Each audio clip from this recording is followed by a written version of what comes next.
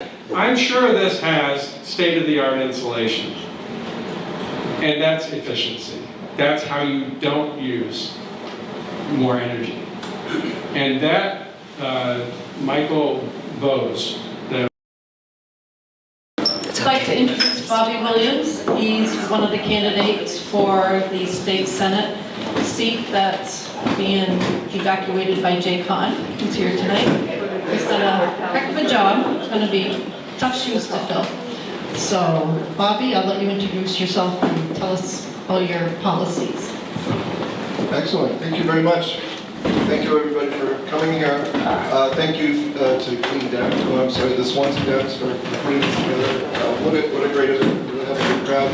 Thank you to Jay Kahn for what we've accomplished in the Senate. One of us is going to have to fill your shoes.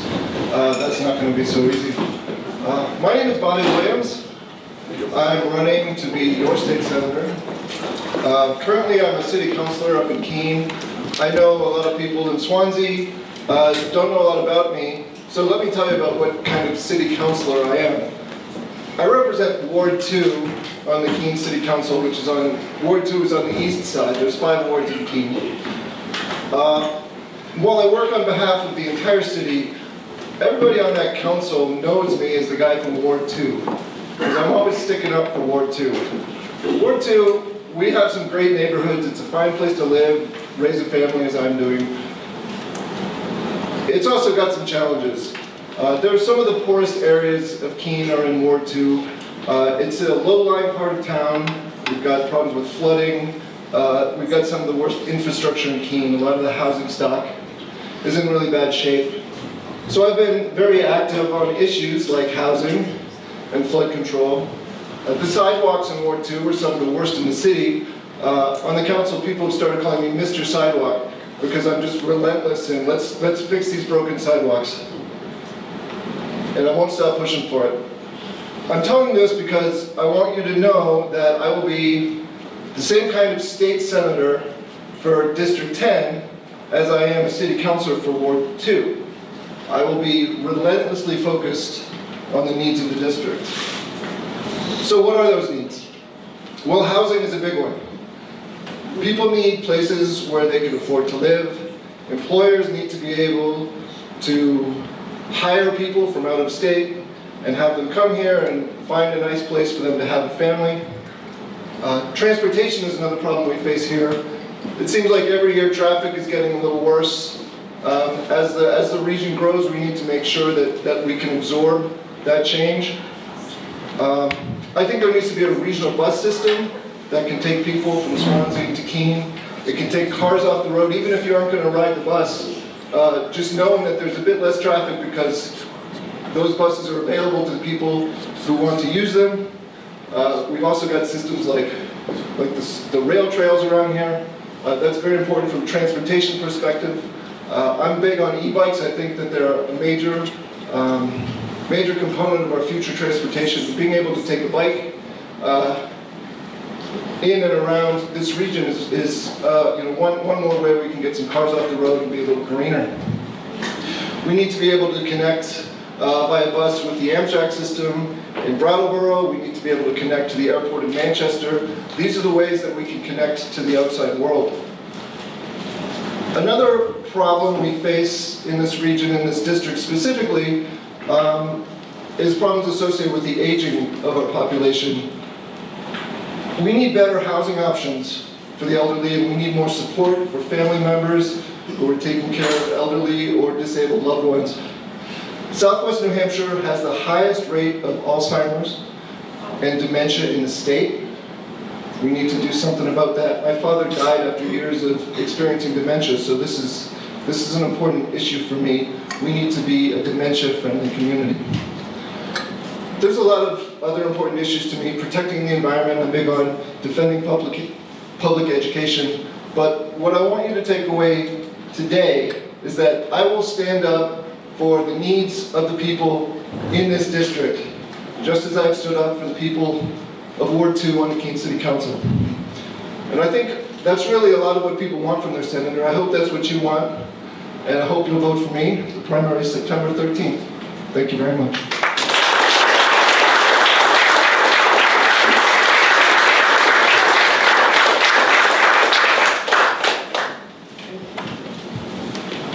And now we'll hear from Donovan Fenton, running for the same seat. And he can leave it on his bio and thoughts.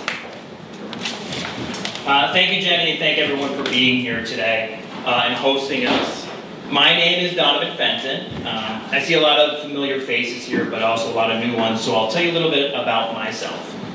I was born and raised here in Keene with my wife, Jackie. We both went to Keene High School. We have a 1-year-old and a 3-year-old. They're wild animals, so be happy they're not here.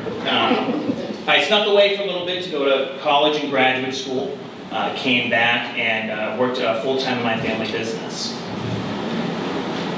This has been our home all our lives, and it's really an amazing feeling to run for office in the place you grew up in. This is a community that raised me, and our family decided to put our roots here.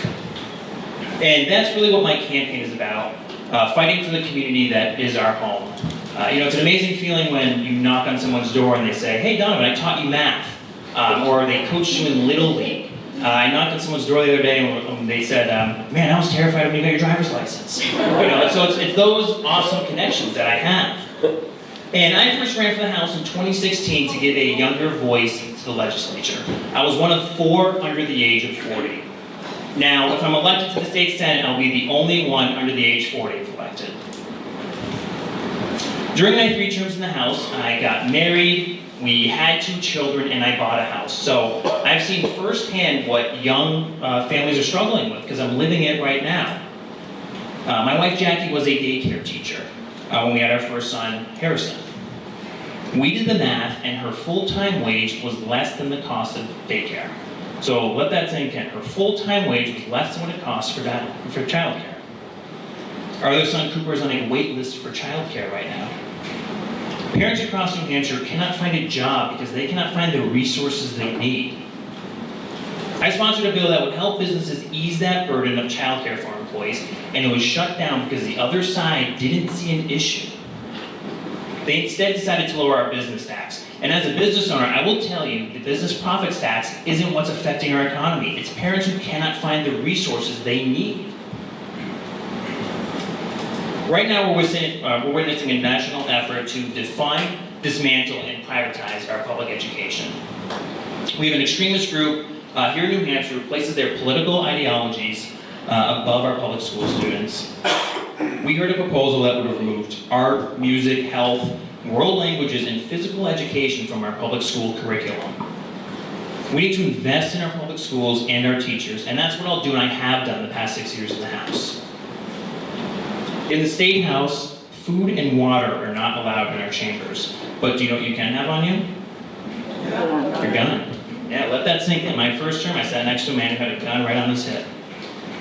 We have a serious gun problem in our country. Thoughts and prayers do not fix it. I co-sponsored a red flag law that removes firearms from a person who may present themselves a danger to others. And we got it through the House and we got it through the Senate, and the governor vetoed that bill. That bill has the potential to save lives. That's the type of sensible legislation I will continue to bring forward if elected. It's hard to think of an issue that impacts more people than the housing shortage, as we heard. When Jackie and I, Jackie's my wife, started looking for a house, it took us 2 years to find a house, and we ended up moving in when she was 9 months pregnant. Nobody likes moving, but that move was a little crazy, I'll admit. But our economic well-being depends on a sufficient supply of housing. We need to support our community and diverse workforce. As an employer, I can't hire because people cannot find a place to live. They cannot find the childcare. They can't find childcare access to the resources they need. We have a huge opportunity here to create efficient and sustainable housing for those who need it. But none of these issues above are going to matter, though, if we don't address protecting our environment. We tried to pass sustainable and renewable energy projects in the House, and the argument against it was it would raise your electrical bill. Now New Hampshire pays more for energy because of vetoes and pro-fossil fuel appointments. I'm sure we're going to hear more about that soon. But the governor vetoed every bill that would significantly lower demand or increase alternative sources. New Hampshire needs to go green and embrace renewable energy, but more importantly, it needs to be made affordable. These are issues we can fix, and I have worked and fought for the past 6 years in the State House to do so. One issue we can never give up on, though, is a woman's right to make her own healthcare decisions. The Supreme Court overturned Roe v. Wade, ending 50 years of federal abortion rights. This decision shows how important it is to vote at a local level. We're the front lines to ensure women in New Hampshire have access to the services they need. The future of reproductive justice depends on our local elections. I'm committed to doing everything I can to protect and expand access to the full range of reproductive health care. Thank you. I've built up the colleagues and the coalitions to work on these things my past 6 years in the House. These issues should not be Republican or Democratic, but our issues. Investing in our communities, ending gun violence, protecting our environment, protecting women's reproductive health care, and protecting our public schools, the same public schools who made me who I am today. I'm asking for your support to send me back to the State House and send me to the State Senate to fix these issues. This is the community that raised me, and I'll never stop fighting for it. Thank you.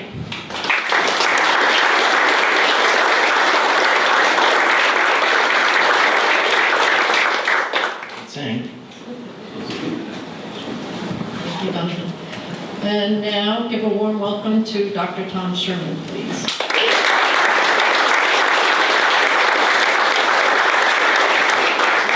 Thank you. I'm a bit of a wanderer, so I can't stay behind the podium. It's so great to be here. Thank you so much for inviting me and the amazing work that you two have done to bring this space. I look at it as the potential. In my district, we have a very similar building that has just sat there. And so it needs your touch to get to be this beautiful. For those of you who don't know me, I'm Tom Sherman.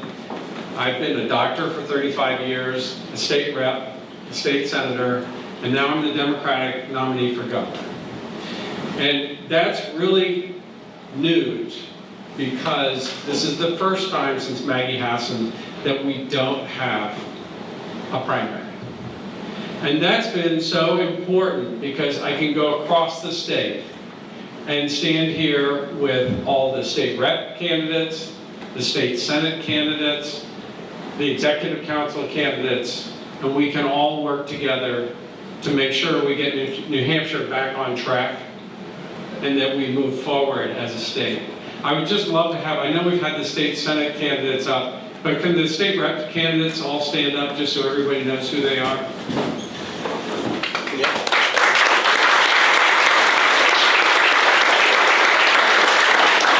Thank you so much. I know what it feels like, and sometimes you feel like you're on your own, but you're not. This year is different.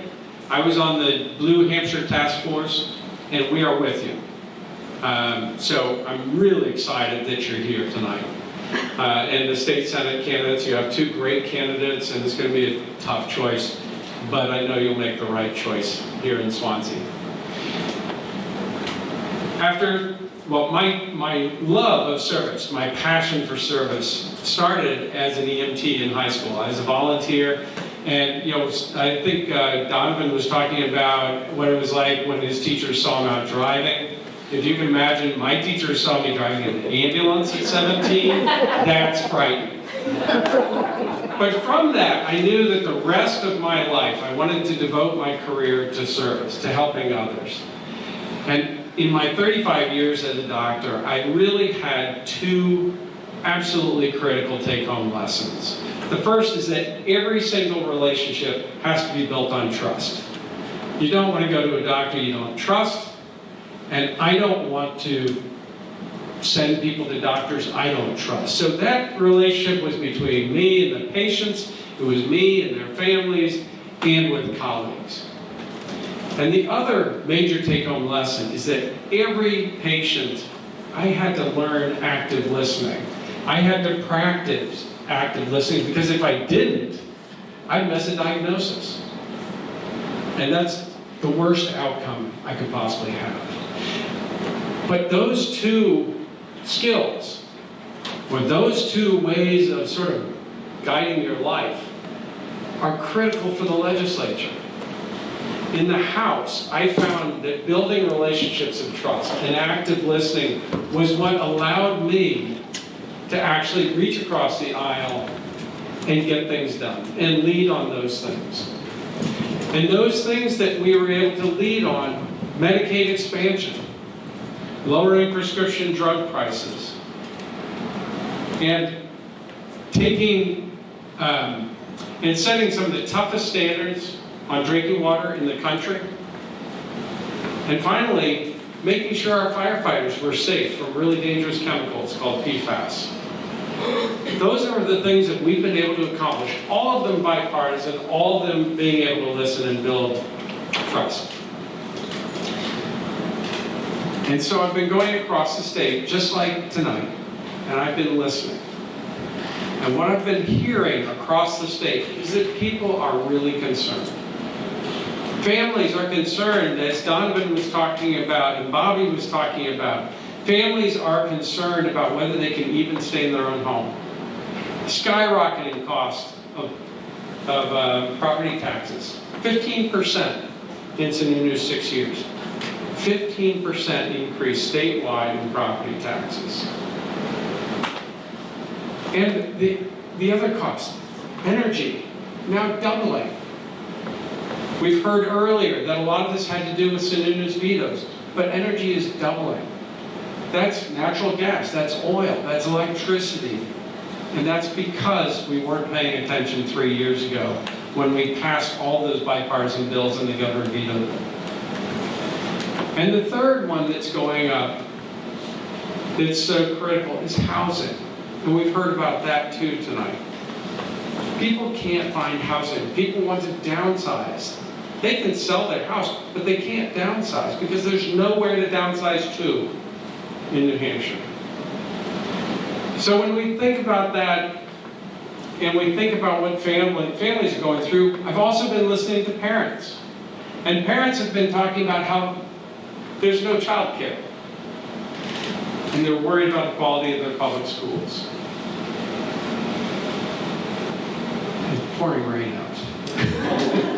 Which we really need. So let's give a round of applause for that. But businesses, and you have some of the greatest businesses in New Hampshire right in this area, in Keene, and Swanzey, and other places around here. And those businesses can't find workforce. Just today, we were at a business that's absolutely thriving, wants to start a whole new shift, and they can't, because they can't find workforce. And when they did find workforce, they lost them, because they couldn't find the housing. Is Governor Sununu listening to any of this? No. Governor Sununu is doing whatever works for his political career. Whatever works for him.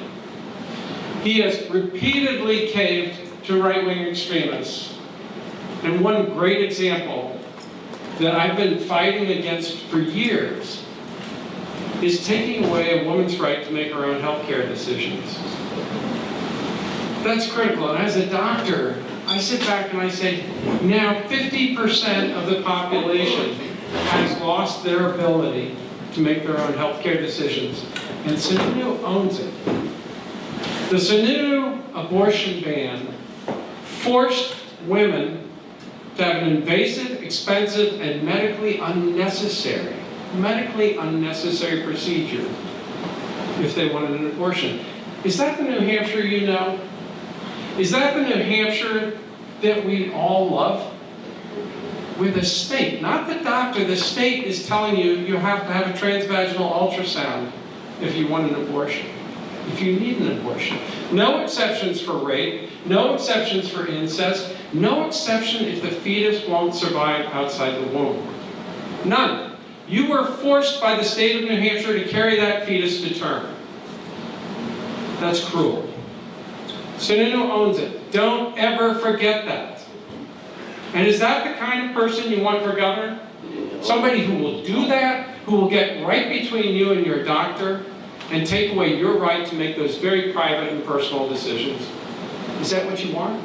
No. That's what you've got right now. But he didn't stop there. He continued to cave to the right, to this far extreme group that, by the way, is not the independents I know. It doesn't represent the moderate Republicans I know. Because they're dismantling the core of our communities in our public schools. They're targeting our teachers. I had a really fun event the other day. I was talking about my teachers. How many teachers are there here? Look at all of them. You are, let's give a big one. You are the core of our community.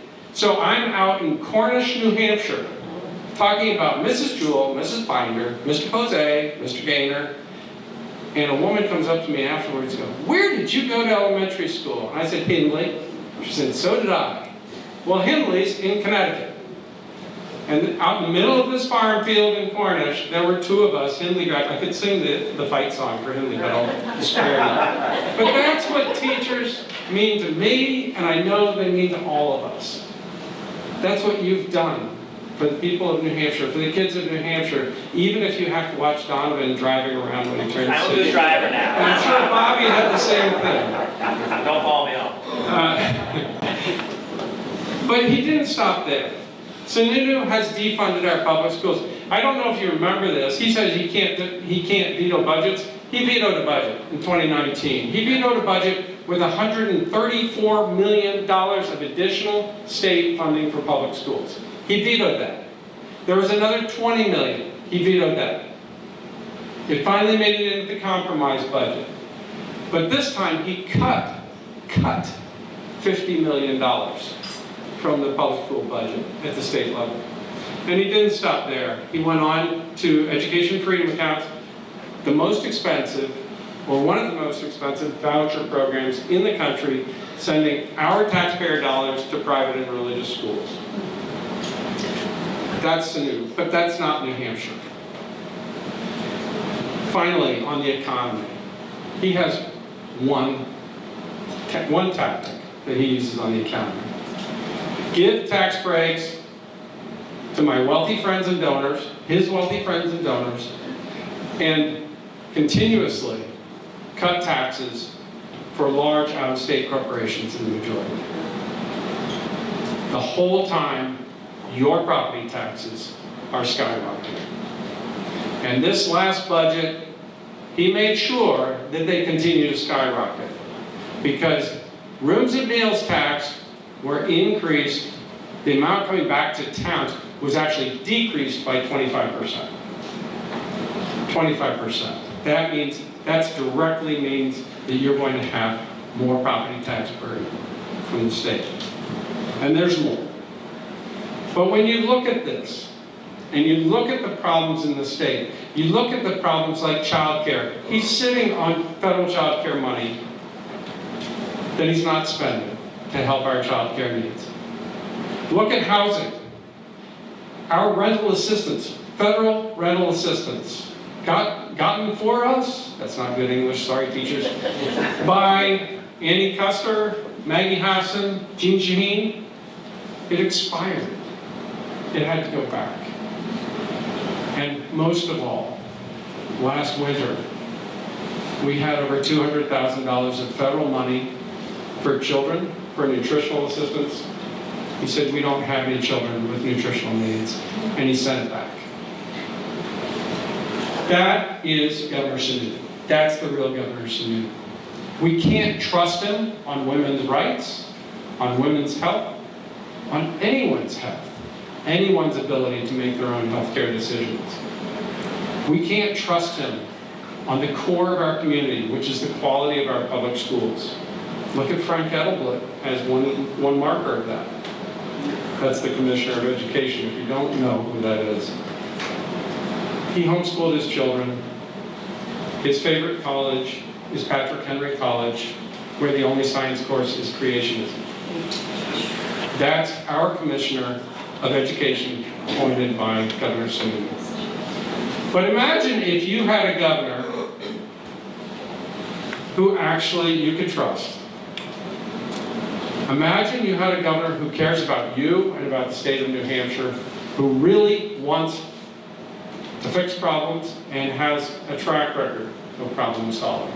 Think of what we could do. On women's reproductive rights, we could actually restore the law of the land for the last 50 years and put Roe versus Wade in statute and repeal the Sununu abortion ban. We could do that. And we came really close, right, Jay? One vote. One vote in the Senate to codify Roe versus Wade. That meant it was bipartisan. This is not a partisan issue. This is about what's right and what's New Hampshire. We could once again make teachers a critical part of the team that's raising our next generation. Once again. And we could make sure that a child, whether they're in Swanzey, Claremont, Berlin, Concord, that a child anywhere in the state of New Hampshire could get a great public school education. And for the business people here, we could actually develop a strategy, which we have on our website, a really wonderful strategy on housing. It's not looking at a one-time Band-Aid or a one-time fix. It's looking at a long-term, how do we tackle the need for 20,000 units in the state of New Hampshire. That's how many we need. They're not all workforce, they're not all affordable. It's the whole span. And we have a really great plan. People have been saying this is the first strategic plan they've seen in ages in New Hampshire that really would address the housing crisis. Child care. We have money available right now that Sununu is not using for child care. We can support that industry to make sure that they can once again be available. They are the workforce behind the workforce, and we need them desperately. With that kind of leadership, we can get New Hampshire back on track, and we can thrive and prosper. And for the businesses, we know how productive they can be if only they had the tools. And we can help them get those tools. That's my vision. That's where I think New Hampshire could go. This isn't a big leap. You all know this about your state. And you all know that Sununu has had 6 years to get us there and has failed. The housing crunch became a housing crisis. That didn't need to happen. And under the right leadership, each of these can be fully addressed. And we can thrive once again, and we can be a state that our children not only want to come back to, our grandchildren not only want to come back to, but they can actually afford to come back to.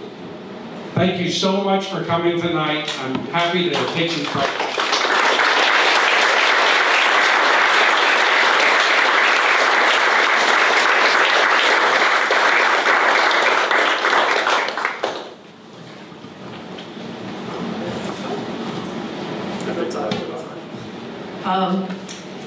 I'll come to you with your questions if you just raise your hand, and one in the way back. One of our new candidates, Nick Germana. Thank you, and lots of things I wanted to ask about, but I'll stick to one. My wife is an early childhood educator. She got 2 degrees from Keene State in the 1990s. We went to Keene State. She's been in the field for 25 years. And she's just now, as an early childhood educator, making more money than she has previously in her career. She's still only making half of what my son makes as the manager of a fast food restaurant. And she's doing that in Vermont because the pay is a little bit higher there than it is here. So there's a question about the affordability of childcare. That's immensely important. I also want to underscore, because my wife has made sure I get this point, right, that we need to talk about early childhood education, right? It's childcare, but it's also early childhood education, right? And a lot of these schools, like my wife taught at Montessori school for quite a while, right, they require degrees. My wife is a professional, as I said, 2 college degrees. We need to make it affordable, but we also, in order to make it accessible, we have to attract people into this career. The average early childhood educator in New Hampshire makes $12 an hour, right? About $24,000 a year. Why is somebody like my wife, who's been working in this field for 25 years, supposed to continue in a field with that kind of pay? right? Or thinking about my students, I teach at Keene State now, coming out with tens of thousands of dollars in debt. Phenomenally vibrant young people who want to go into early childhood education. But if you get $40,000, $50,000, $60,000 in debt, why are they supposed to take a $12 an hour job in childcare and early childhood education, right? So my question is, I've been thinking about some ways that I'm hoping maybe I can get involved in some ways to make this happen. But your thoughts on how we can recruit people into our communities that want to work, they want to work in these jobs. People don't go into this career, right, to make a lot of money, as a lot of you know, right? But they do deserve, first of all, respect, and they deserve a decent wage, right? So in any event, what are some of your ideas about how we can actually make it possible for people to come into that field in our communities and to remain in that field? Right.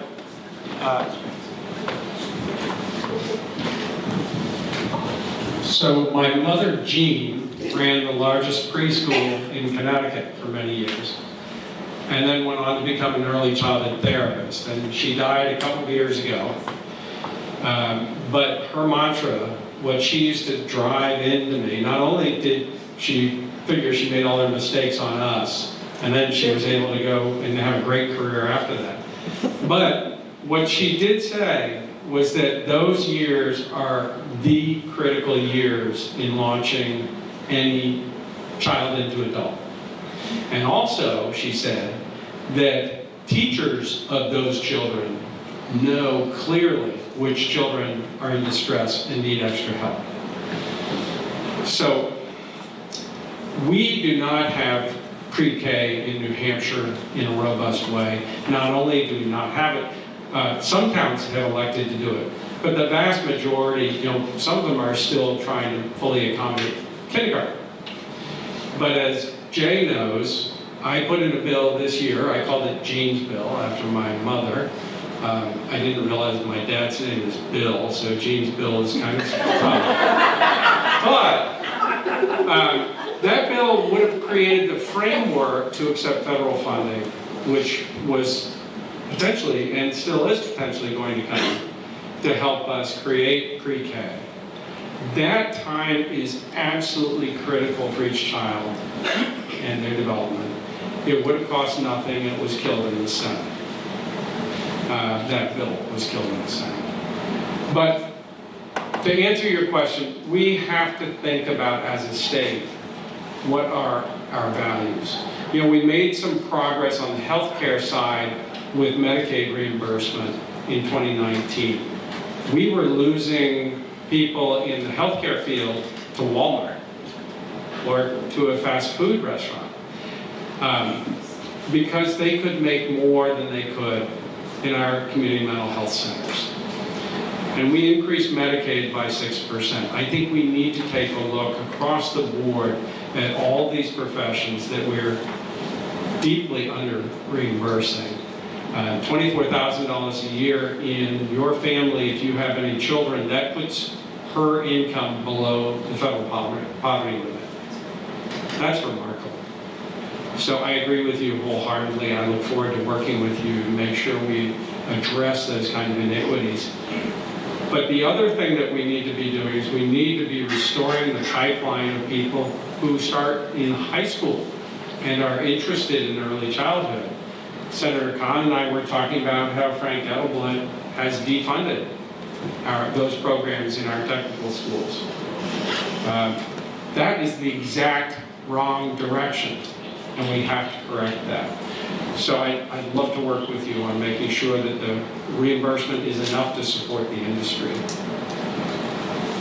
Yes, sir. I was just wondering, is it doable if we came up with a plan to relieve student loan or student debt so if they went into child care or into early education or any sort of a teaching position? Because it's hard to get people to go in. That's a great question. And I'll use, I don't know if you know who Don Caruso is. He's the Dr. Caruso at Cheshire Medical. But this was a classic moment when I was chair of Senate Health and Human Services. He was testifying on a bill that would have done debt forgiveness for doctors.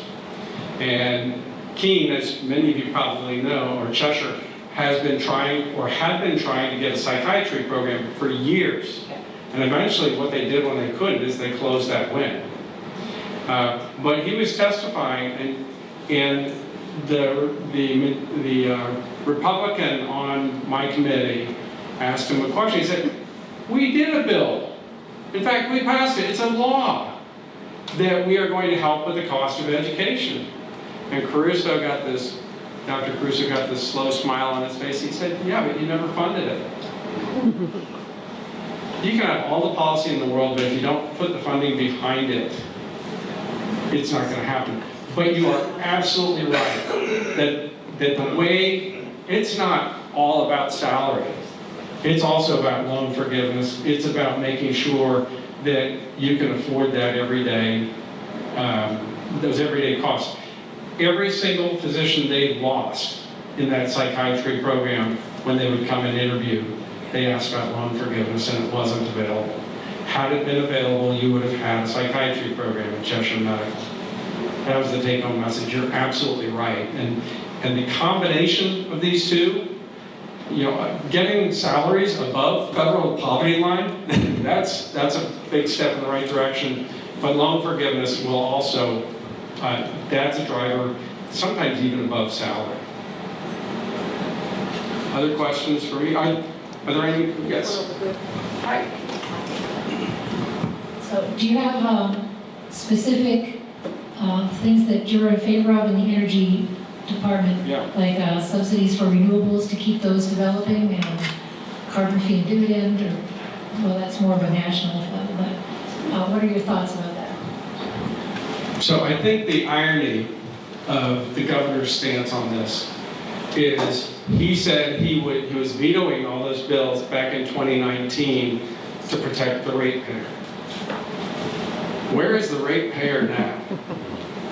The ratepayer is looking at a doubling in their energy costs. So the ratepayer is getting clobbered. They virtually eliminated, or tried to, our efficiency programs. So that's one. Efficiency is really critical. When you rebuilt this place, I'm sure you put in state-of-the-art, where did the architect in construction? He'll be right back. Okay, well, I'll pick on you then. I'm sure this has state-of-the-art insulation. And that's efficiency. That's how you don't use more energy. And that, Michael Vose, the chairman of, That's a bad one.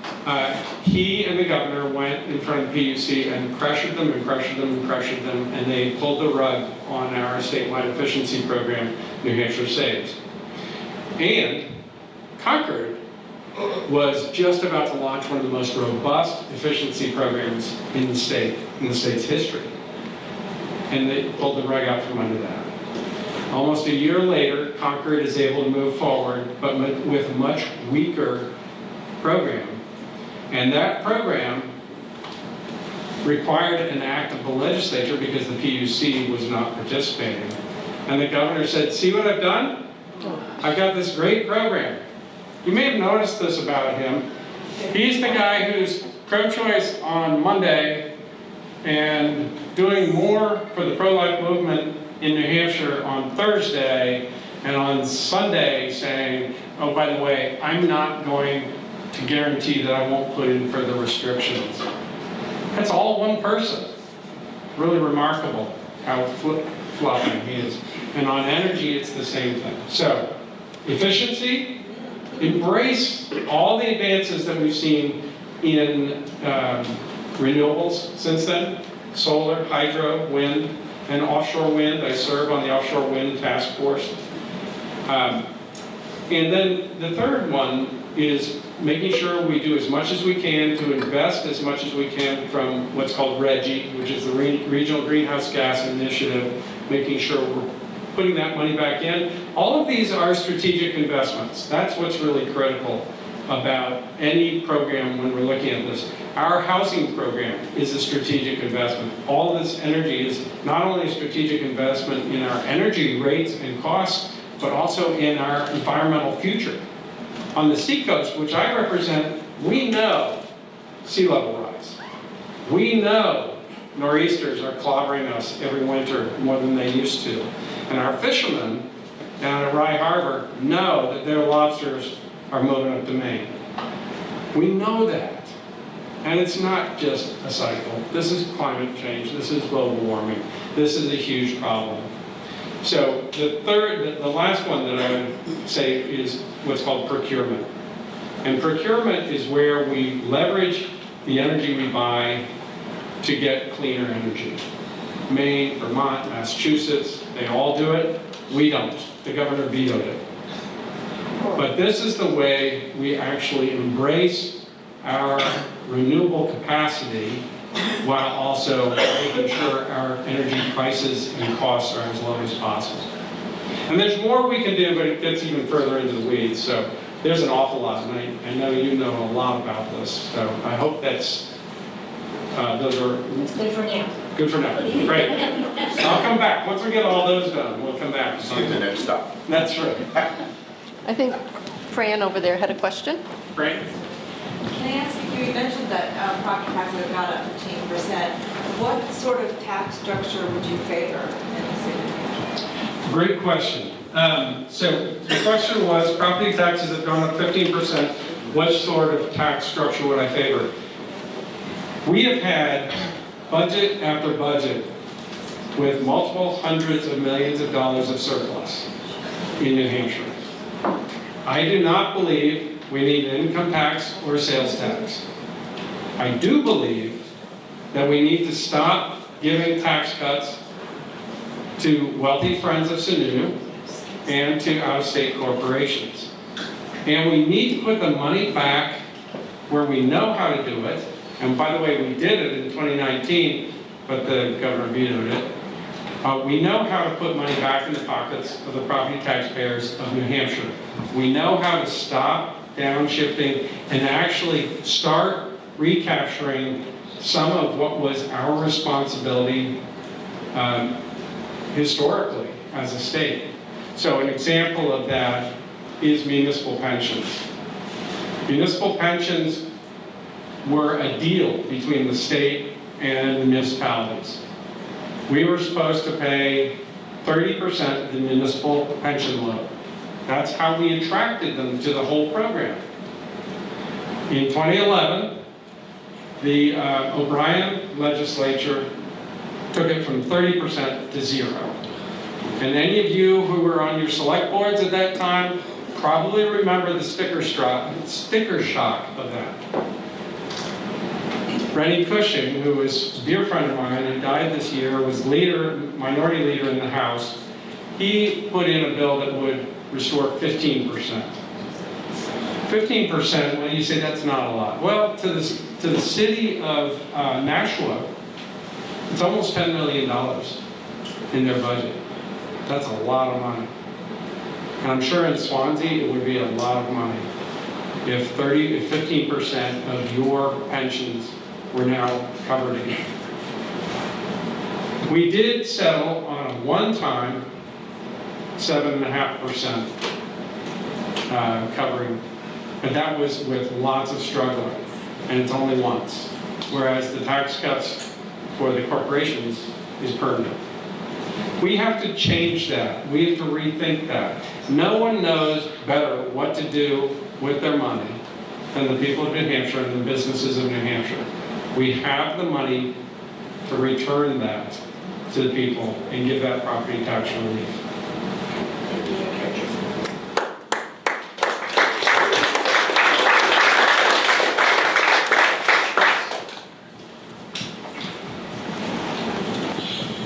Hi, so I'm a local mental health volunteer advocate. It's not my full-time job, but I do care a lot about it. And so I'm active in NAMI, National Alliance on Mental Illness. And my question to you is, how would you preserve the 10-year mental health plan? And then you can talk about that. Thank you. So let me just go back 10 years before the 10-year mental health plan. In 2008, we had a really smart 10-year mental health plan. Guess how much of it actually got implemented? None. In fact, we became worse. So in 2018, we had a new 10-year mental health plan. I was elected to the Senate, and one of the first things I did was I put in a bill to say, let's do it in 5 years. That was probably unrealistic, but what we got out of it with an amendment was we said, you have to report every year on your progress toward the 10-year mental health plan. We're not going to just pass a plan and not do anything about it. So some aspects of it actually have been accomplished. But this is the reason I actually ran in 2018. It's one of the 3 reasons was mental health. Also in 2019, we passed a bill that really created a whole network of care for children. And that network was passed with a framework and $25 million to implement it. Nothing happened. Nothing happened. $5 million of that expired. This is Sununu. This is his leadership or lack thereof. So what happened when COVID hit? Anybody remember February of 2021? 51 New Hampshire children were sitting in ERs across our state in mental health crisis. 51. Do you know how long the longest stay was that I knew of? Just guess. 15 days? 20 days? 32 days. That's Sununu. If you give me the tools to tackle mental health, if you pass it through the legislature, we're going to do it. And guess what? That program is still not fully implemented. And it's 3 years later. We have to have leadership at the top that prioritizes our children, their mental health, their public schools, and we can do it. But that's the way we hold the department accountable to the 10-year mental health plan. We can do it. But we have to stay on the ball. We have to really keep our finger on the pulse of what's happening. And that's the way we also keep kids out of the ER. We still have adults boarding in our ERs. And we passed a bill, my bill, SB 11, that would have decreased that. It's still happening. I frankly don't think the governor knows how to solve these problems. I don't think he does. I do. Medicine is my field. I know how the system works. I know how to hold people accountable. And I know how to implement really great bills when they happen. And one other thing I know how, which every state rep and every state senator here knows, actually it's just you, sorry, is how to get things done in New Hampshire. We don't get things done by waiting for the legislature to hand us a solution and taking credit for it if we like it, or vetoing it if we don't like it. We saw that in 2020. Sununu had set the state record, the most vetoes in the history of New Hampshire. He was absolutely saved by COVID. And he's doing the same thing. He didn't learn from that. The way you get things done in New Hampshire is you start at the beginning of the process with the legislature, and you sit down and you say, what are our problems, and how are we going to solve them? And you craft legislation together that you track through. My office will follow and make sure that at every step of the way, it's something that I can sign at the end and actually solves the problem. And then once, I have to be careful about this, I'm a gastroenterologist, but once it comes out the other end, sorry, once I sign it, it's up to me, it's my responsibility to make sure it's fully implemented. My responsibility. It's not the Commissioner of the Department of Health and Human Services, because they work for me. They work for the state of New Hampshire. And that's the way we get things done. That's the way we make sure the 10-year mental health plan is fully implemented. We can do it. We just have to have the leadership who knows how to do it. Yes, sir. Yes, My wife and I just recently retired. I was wondering if we have the retirement community to protect Social Security and Medicare and protect our homes that we've worked our whole lives for. So probably of those, 2 out of 3 are federal, Medicare and Social Security. But we did work on closing what's called the donut hole in Medicare. If you don't know about that, it has to do with how prescription drugs are covered. I think actually we can celebrate the work of the Maggie and Congress, our congressmen, Andy Custer, Chris Pappas, Maggie Hassan, and Jean Shaheen. They did an amazing job with prescription drugs. It's going to become, or this will really make a big difference in terms of the cost of prescription drugs. But at a state level, probably the biggest impact we can have is making sure you can stay in your own home. And that's property taxes, and that's energy costs. And those are 2 things that we can really have a strong impact on. And that's what we've talked about here. In my district, we have people who have lived in their homes. In fact, I was talking to one of them. He's in charge of the Rye Water District, and he and I were talking about it. His family has had the house for generations. But the appraisals and the property values have gone up, and the property taxes have gone up with it. And he's not sure he can hold on to the house. And he still has a job. He's not on a fixed income. So we have to address property tax relief. We have to address energy costs. And we can. We know how. Yes? Why are my tax dollars going to support private schools? Should they be going to support public schools? Yes, absolutely. And Technical education and higher education. Yep. And what will you do to support those kinds of programs? Well, first of all, I voted against what you're talking about, which is the voucher program. I think it's someone's choice whether they go to a private school or religious school, but you shouldn't have to pay for my kid to go to one of those. I also think, and I know, that it is the only program where taxpayer dollars are going and there's only a single test at the beginning that you still qualify for the program. So as Senator Khan knows, I put in a bill that would have required annual means testing. So if the program is going to go forward, and if it's really targeting people of lower income, every year before school, we should check and make sure that child still qualifies. It's not. So if you're a kindergartner and you're going into the program, you only have to have one test, and then you get taxpayer dollars for the next 12 years. It's remarkable. It's just wrong. And the other thing it is going to do is it's going to drive up property taxes. Absolutely. $8 million already. Yep. It's about 5 times over budget, at least. So this is something, and oh, by the way, 80% of the children enrolled in this have never stepped foot in a public school. It's subsidizing private and religious school with your tax dollars.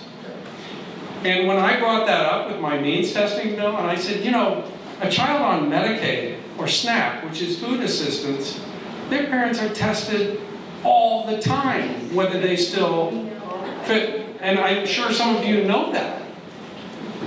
So why would we do something that says, yes, you have to be tested once and you're good, to take up to $7,800 a year of public money with no further means testing? It's just wrong, and we have to fix it.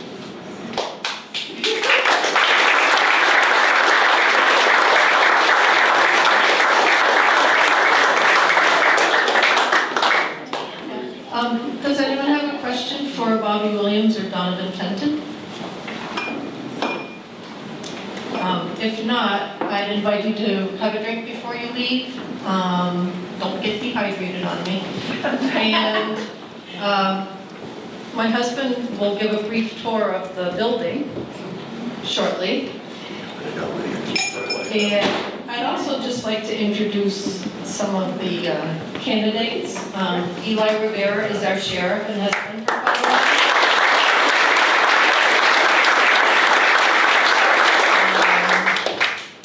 Renee Murphy is running in the new District 17, so she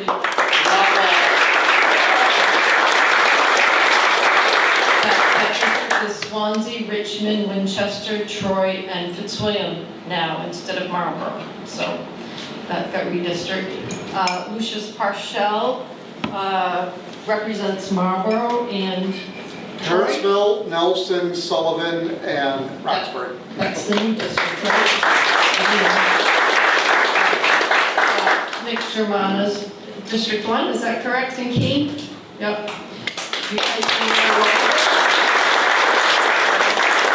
Swansea representative Barry Faulkner.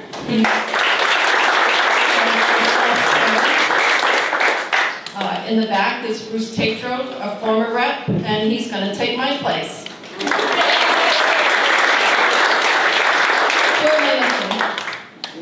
Renee. Oh, Amanda's here. Okay, Amanda Toll, she's a Keene rep. I couldn't even begin to talk about your district if you... I currently represent Cheshire 16, which is Keene at large, and now because of redistricting, I'm running for Cheshire 15, which is Keene wards 1, 3, 4, 5. The Republicans made this very complicated, unfortunately. Walpole, Westmoreland, Hinsdale, and Surrey and Chesterfield. Wow. I guess that's not very good. And Renee Montiel is the same district, is that correct? A new candidate running. For Deeds for years, she'll be on the ballot as well. Terry Clark is a commissioner, county commissioner, and he'll be on the ballot.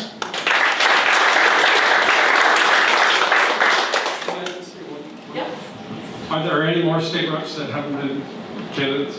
I just wanted to, I would be remiss if I didn't remind you what you can do for everybody here. I was on the Blue Hampshire Task Force, and I listened to a lot of people from Cheshire. 20% of Democrats did not vote for an executive counselor in the state of New Hampshire. 20%, and look at what we've got. Yeah. And in my own district, it's just appalling what Janet Stevens has done to the people of New Hampshire. We have to take the executive council back. We have phenomenal candidates running, just phenomenal. I think Shoshana is the one, yeah, and she is just spectacular. What's her name? Shoshana Kelly. Thanks, Jay. So it is absolutely key, not just to vote up and down the ballot, for, all the way, so everybody is represented. If we want to make the change that we've been talking about, if we want to get New Hampshire back on track, if we want to be really representing the people of Swansea and Keene and Cheshire County, we need to vote up and down the ballot all the way, write letters to the editor, talk to your neighbors, talk to your friends, get active.